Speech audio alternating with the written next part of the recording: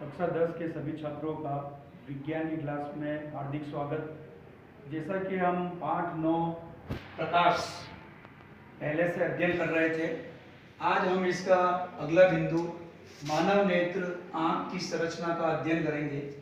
जैसा कि आपको ये चित्र में दिखा रखा है, ये एक मानव नेत्र की संरचना दिखा रखी है। आपको ध्यान से देखेंगे आप इसे, और मानव नेत्र की संरचना के साथ साथ इसके सभी मानव नेत्र से संबंधित सभी अंगों के बारे में लिखा हुआ दिखाई दे रहा है आपको। ये मानव नेत्र से संबंधित उसके प्रमुख अंग है। सबसे पहले आपको दिखा रखा कॉर्निया, जिसे पारदर्शी स्वच्छ मंडल भी कहते हैं। एक भाग दिखा रखा आपका कॉर्निया, दूसरा दिखा रखा आपको पुतली, फिर तीसरा दिखा रखा है परितारिका, जिसे पक्षमाभी पेशी युक्त भाग भी कहते हैं। चौथा दिखा रखा है आपको लेंस, ये एक पारदर्शी मांसल संरचना होती है, लचीली होती है। पांचवा आपको दिखा रखा श्वेत पटल, छठा आपको दिखा रखा रक्त पटल, सातवां आपको दिखा रखा है रेटिना, जिसे हम दृष्टि पटल भी कहते हैं। यहीं पर वस्तु का प्रतिबिंब बनता है। आठवां आपको दिखा रखा है काचाभ द्रव, ये एक जेलीनुमा द्रव होता है। नौवां दिखा रखा है पित्त बिंदु, ये भी एक नेत्र का अंग होता है। और 10वां दिखा रखा है अंध बिंदु, जहाँ पर वस्तु का प्रतिबिंब नहीं बनता है, ये रेटिना से रिलेटेड होता है। 11वां दिखा रखा है दृक् तंत्रिका, इसका सीधा संबंध मस्तिष्क से होता है। इससे संवेदी और प्रेरक तंत्रिकाओं का सीधा संबंध होता है। और लास्ट दिखा रखा है दृढ़ पटल। ये सारे जितने भी अंग दिखा रखे ये नेत्र से संबंधित है। यहाँ पर हम चित्र में देखेंगे, जैसा कि आपको ये चित्र दिखा रखा है, इसका सबसे बाहरी भाग जो दिखा रखा है, ये आपको ब्लू कलर में दिखा रखा है, इसे हम कहते हैं दृढ़ पटल, यानी ये आंखों को बाहरी सुरक्षा प्रदान करता है। दृढ़ पटल जो दिखा रखा है आपको चित्र में, ये आंखों को बाहरी सुरक्षा प्रदान करता है। इसके अंदर का जो अगला भाग दिखा रखा है एक और, उसे कहते हैं श्वेत पटल। ये जो भाग आपको दिखा रखा है आंख का, ये श्वेत पटल होता है। ये कठोर होता है थोड़ा, ये आंखों को सुरक्षा प्रदान करता है, बाहरी सुरक्षा प्रदान करता है, आंतरिक सुरक्षा भी प्रदान करता है। फिर इसके अंदर आते हैं तो आपको एक परत और दिखा रखी है, जिसे हम कहते हैं रक्त पटल।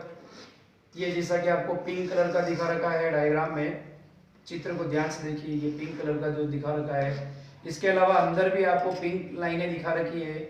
ये जो होता है रक्त पटल कहलाता है, यानी आंखों को रक्त की सप्लाई, खून की सप्लाई होती है इसके द्वारा।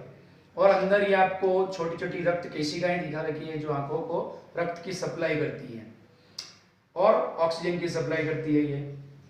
इसके अलावा अब हम इसके अंदर जाते हैं। जो ये ब्लू कलर का भाग दिखा रखा है, जैसा कि दिखा रखा है, ये नीचे वाला भाग नहीं, ये ऊपर वाला भाग थोड़ा सा आप देखिए राउंड शेप में दिखा रखा है। ये नेत्र का दृष्टि पटल या रेटिना कहलाता है। आंखों के अंदर लेंस से होती हुई जब प्रकाश की किरणें यहां पर रेटिना पर आकर केंद्रित होती है या फोकस होती है, तो वस्तु का प्रतिबिंब यहीं पर बनता है सदैव रेटिना पर, जिसे हम दृष्टि पटल भी कहते हैं। वस्तु का प्रतिबिंब यहाँ पर सदैव उल्टा बनता है। इसकी सूचना सीधी तंत्रिका कोशिकाओं के द्वारा, जैसा कि चित्र में ब्लू कलर से दिखाया हुआ, तंत्रिका कोशिकाओं के द्वारा यानी संवेदी कोशिकाओं के द्वारा सीधी ये सूचना मस्तिष्क तक जाती है। मस्तिष्क से प्रेरक तंत्रिकाओं के द्वारा वापस सूचना नेत्र को पहुंचती है, और यहाँ से जो फोकस हुआ प्रतिबिंब हमें उल्टा दिखाई देता है, वो ऑटोमेटिक आपके समंजित हो जाता है सीधे रूप में, यानी हमें जो प्रतिबिंब दिखाई देगा वो सीधा दिखाई देगा, लेकिन रेटिना पर बनने वाला प्रतिबिंब उल्टा बनेगा। इसका आगे का जो अंदर का बड़ा भाग दिखा रखा है, ये आपको जो रेड कलर में दिखाई है वो तो रक्त केशिकाएं हैं। इसके अंदर का जो भाग दिखा रखा है ये काचाभ द्रव होता है, ये एक जेलीनुमा द्रव भी कहलाता है या काचाभ द्रव कहलाता है। इसके जब आगे जाते हैं तो हमें एक उत्तल संरचना दिखाई दे रही है। इस उत्तल संरचना को हम क्या कहते हैं, लेंस कहते हैं। लेंस जो होता है ये पारदर्शी, मांसल और लचीला होता है और थोड़ा उत्तल दिखाई देता है। यानी उत्तल जो लेंस होता है उसकी विशेषता होती है बीच में से मोटा और किनारों से पतला। उत्तल लेंस को हम अभिसारी लेंस भी कहते हैं। यहाँ पर ये जो लेंस है ये पारदर्शी है और लचीला है, मांसल है, और ये जो होता है लेंस कठोर नहीं होता है। फिर हम इसके आगे जाते हैं, जो ये वाला जो भाग दिखा रखा है, इस भाग को हम पुतली भी कहते हैं, तारा भी कहते हैं, आइरिस भी कहते हैं। ये जो भाग होता है, ये प्रकाश जब इस पर गिरता है तो इसकी संरचना में परिवर्तन होता है। जब प्रकाश में हम खड़े होते हैं, वो प्रकाश को जब हम देखते हैं तो ये प्रकाश की उपस्थिति में भाग छोटा हो जाता है, आइरिस या तारा या पुतली कहते हैं, जिसे हम जब प्रकाश कम होता है तो ये फैल जाता है। पुतली जिसे हम आइरिस भी कहते हैं, ये फैल जाता है कम प्रकाश में, और तीव्र प्रकाश में ये सिकुड़ जाता है। फिर इसके आगे का जो भाग दिखा रखा है, इस भाग को जल द्रव भाग कहते हैं। इसमें थोड़ा सा जल भरा होता है, जल द्रव भाग कहलाता है। फिर इसके ऊपर का जो भाग दिखा रखा है, ये आपको पेशीनुमा संरचना दिखा रखी है आपको। ये जो भाग होता है, इसे परितारिका या पक्षमाभी पेशी युक्त भाग कहते हैं। ये लेंस की जो संरचना होती है, लेंस की जो संरचना होती है, इसे समंजित करता है। लेंस को छोटा बड़ा कर सकता है। कौन कर सकता है? परितारिका या पक्षमाभी युक्त जो भाग है या पेशियां है, वो लेंस की संरचना को छोटा बड़ा कर सकती है। फिर इसके बाहर का जो ये भाग दिखा रखा है, पारदर्शी भाग, इस भाग को हम क्या कहते हैं? कॉर्निया कहते हैं। क्या कहते हैं? कॉर्निया, पारदर्शी भाग। ये भी आंखों को सुरक्षा प्रदान करता है। यहाँ भी अंदर की तरफ जल द्रव भरा होता है। फिर नेक्स्ट, ये तो हो गई नेक्स्ट अपने नेत्र की संरचना। नेत्र की संरचना के बाद हम आगे अध्ययन करते हैं नेत्र दोष का। नेत्र दोष किससे कहते हैं? जब हमारी आंखें किसी कारण से किसी वस्तु को स्पष्ट नहीं देख पाती है या किसी वस्तु के प्रतिबिंब को समंजित नहीं कर पाती है, दूर की वस्तु हो चाहे पास की वस्तु, तब हमारी आंखें नेत्र दोष से ग्रसित हो जाती है। या हमारी आंखों का लेंस जो है, इसमें खराबी आ जाती है, या कॉर्निया में कोई खराबी आ जाती है, या किसी भी प्रकार के आंख के किसी अंग में जब खराबी आ जाती है तो हम नेत्र दोष से ग्रसित हो जाते हैं। ये नेत्र दोष हमारी आंखों में 4 प्रकार के होते हैं। एक निकट दृष्टि दोष प्रथम, दूसरा दिखा रखा है दूर दृष्टि दोष, तीसरा दिखा रखा है जरा दृष्टि दोष, और चौथा दिखा रखा है दृष्टि वैषम्य, और पांचवी जो स्थिति है मोतियाबिंद की स्थिति है। सर्वप्रथम हम निकट दृष्टि दोष की बात करते हैं। निकट दृष्टि दोष में वस्तु का प्रतिबिंब जो होता है, वो सदैव वस्तु का प्रतिबिंब जो है होता है निकट की वस्तु का। निकट दृष्टि दोष में निकट की वस्तु का जो प्रतिबिंब होगा हमें स्पष्ट दिखाई देगा, लेकिन दूर की वस्तु का प्रतिबिंब हमें स्पष्ट दिखाई नहीं देता। एक बार ध्यान से देख लीजिए आप वापस। निकट दृष्टि दोष में निकट की जो वस्तु है उसका प्रतिबिंब हमें स्पष्ट दिखाई देता है, दूर की वस्तु का प्रतिबिंब स्पष्ट नहीं दिखाई देता।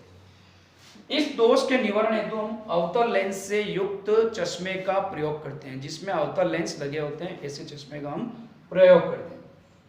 अगला दे रखा है दूरदृष्टि दोष। दूरदृष्टि दोष में हमें दूर की वस्तु तो स्पष्ट दिखाई देती है, लेकिन पास की वस्तु हमें स्पष्ट दिखाई नहीं देती है। इस दोष को दूर करने के लिए, इस दोष के निवारण हेतु हम उत्तल लेंस से युक्त चश्मे का प्रयोग करते हैं, जिसमें उत्तल लेंस लगे होते हैं, हम उस चश्मे का प्रयोग करते हैं। तीसरा दे रखा है जरा दृष्टि दोष। जरा दृष्टि दोष में हमें दूर की वस्तु भी स्पष्ट दिखाई नहीं देती है और पास की वस्तु भी स्पष्ट दिखाई नहीं देती है। इस प्रकार के दोष के निवारण हेतु हम द्विफॉक्सी लेंस का प्रयोग करते हैं, जिसमें चश्मे के अंदर 2 प्रकार के लेंस लगे होते हैं। या तो वो दोनों उत्तल हो सकते हैं या दोनों अवतल हो सकते हैं, या एक उत्तल और एक अवतल हो सकता है। चौथी पोजीशन हमें दिखा रखी है दृष्टि वैषम्य। दृष्टि वैषम्य दोष के अंतर्गत हमारी आंखों में, या हम कह सकते हैं हमारी आंखें जो होती है, जब हम किन्हीं रेखाओं को देखते हैं, क्षैतिज रेखाओं को या हॉरिजॉन्टल रेखाओं को जब हम देखते हैं तो वो हमें स्पष्ट दिखाई नहीं देती है। या हम परपेंडिकुलर जब रेखाओं को देखते हैं या लंबवत रेखाओं को देखते हैं तो वे हमें स्पष्ट दिखाई नहीं देती है। तो इस दोष के निवारण हेतु हम जिस लेंस का प्रयोग करते हैं चश्मे में, वो बेलनाकार लेंस कहलाते हैं या सिलेंड्रिकल लेंस कहलाते हैं। ये हमारे नेत्र दोष हो गए। पहला निकट दृष्टि दोष, दूसरा दूरदृष्टि दोष, तीसरा जरा दृष्टि दोष, और चौथा दिखा दृष्टि वैषम्य दोष। पांचवा दिखा रखा है आपको बिंदु, जो मोतियाबिंद कहलाता है। मोतियाबिंद किससे कहते हैं? जब हमारी आंखें किसी कारण से किसी वस्तु को स्पष्ट देख नहीं पाती है, या कह सकते हैं हमारी आंखों के जो लेंस है वो धीरे धीरे अपारदर्शी हो जाता है, या उम्र बढ़ने के साथ उसकी पारदर्शिता में कमी आ जाती है, या बाहरी रासायनिक पदार्थों से या धूल मिट्टी के कणों से उसकी पारदर्शिता खत्म हो जाती है, तो हमें कोई भी वस्तु दिखाई नहीं देती है। इस दृष्टि में या इस केस में हम क्या करते हैं, आंखों के अंदर जो लेंस है उस लेंस को शल्य क्रिया के द्वारा बाहर निकाल दिया जाता है, और उसकी जगह एक दूसरे प्रकार का जो लेंस होता है जिसे हम इंट्राओक्यूलर लेंस कहते हैं, वो आंखों में शल्य क्रिया के द्वारा सेट किया जाता है। इसके बाद 2-3 दिन के लिए आंखों पर पट्टी लगाई जाती है या काले चश्मे का उपयोग किया जाता है। उसके बाद हम साधारण जैसा व्यक्ति देख सकता है, सामान्य अवस्था में चश्मा उतार के हम किसी भी वस्तु को पूर्व की तरह देख पाते हैं। ये हमारे नेत्र की संरचना और नेत्र से संबंधित दोषों का हमने अध्ययन किया। अगर इसमें आपको कोई समस्या है तो हम आगे के बिंदु में अध्ययन करेंगे। आज के लिए इतना ही, धन्यवाद।